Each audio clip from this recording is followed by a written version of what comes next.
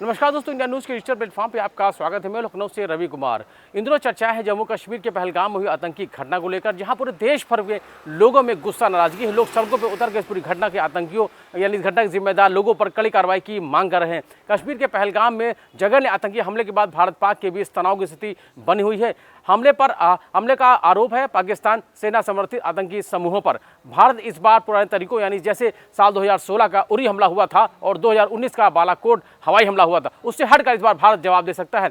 पहले तो भारत ने सिंधु जल संधि को लंबित किया और पाक से कूटनीतिक रिश्ते कम करने जैसे गैर सैन्य कदम उठाए, लेकिन इन कदमों का असर खत्म होने के बाद सवाल उठेगा कि भारत सरकार ऐसे कौन से नए और स्मार्ट तरीके से सैन्य कदम उठाए जिससे आतंकियों को सजा भी दी जा सके, लेकिन दोनों देशों के बीच पूर्ण युद्ध की नौबत भी ना आए। इसका बुरी तौर पर ध्यान रखा जा रहा है। भारत की सैन्य सोच में लंबे समय में ऐसी रणनीतियों पर भी चर्चा होती रही है जो पाकिस्तान के परमाणु हथियारों के इस्तेमाल की हद तक भी न जाए। मतलब साफ है कि भारत ऐसे हमले करना चाहता है जो नुकसान तो करे लेकिन परमाणु युद्ध की स्थिति पैदा ना हो। लेकिन इसके लिए भारत सेना को कोल्ड स्टार डॉक्ट्रिन और उल्लेखनीय है, जिसमें तेज और सीमित हमले की बात की जाती है। इस रणनीति में भारत अपनी सेना को जल्द ही सीमा पर भेजकर छोटी लेकिन प्रभावी हमला करे ताकि पाकिस्तान को जवाब देने का ज़्यादा समय बिल्कुल भी ना मिल पाए।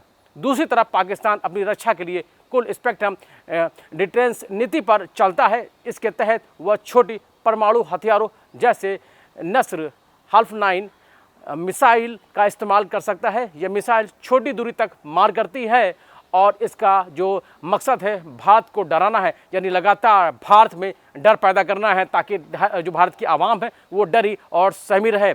आपको बता दें कि यही नहीं, पाकिस्तान दोनों ही मानते हैं, यानी कि अगर कोई भी हमला यानी भारत और पाकिस्तान दोनों ही देश ये मानते हैं कि ये सीमित स्तर पर लड़ाई को बड़ा कर सकते हैं लेकिन परमाणु युद्ध की स्थिति में बच सकते हैं। विशेषज्ञों की माने तो दोनों ही देशों के पास अभी भी कई ऐसे कदम बाकी हैं जिन्हें पहले कभी भी आजमाया नहीं गया है। इसका मतलब है कि दोनों देश नई सैन्य रणनीतियों को आजमा सकते हैं जहां परमाणु हथियारों का इस्तेमाल ना हो। यानी कि स्थिति अगर युद्ध की बनती भी है तो उसको किस तरीके से ना किया जाए, यानी कि युद्ध की स्थिति ना बने उसको किस तरीके से दोनों ही देश कंट्रोल में रख सकते हैं। लेकिन सबसे बड़ी सवाल ये है कि जिस तरीके से जो आतंकी घटना हुई है, इस आतंकी घटना का जवाब भी देना है, जो कहीं ना कहीं भारत के लिए बहुत चुनौती भरा है, क्योंकि पूरी देश की निगाह है इस पूरी घटना को लेकर भारत सरकार के फैसले पर है कि भारत सरकार की तरफ से इस पूरी घटना को किस तरीके से जवाब दिया जाता है। लेकिन फिलहाल रणनीति चालू है और जिस तरीके से कदम ब कदम भारत सरकार की तरफ से निर्देशित किया जा रहा है, बैठकें की जा रही और पूरी तौर पर सेना तैयार है किस तरीके से इस आतंकी हमले का मुंहतोड़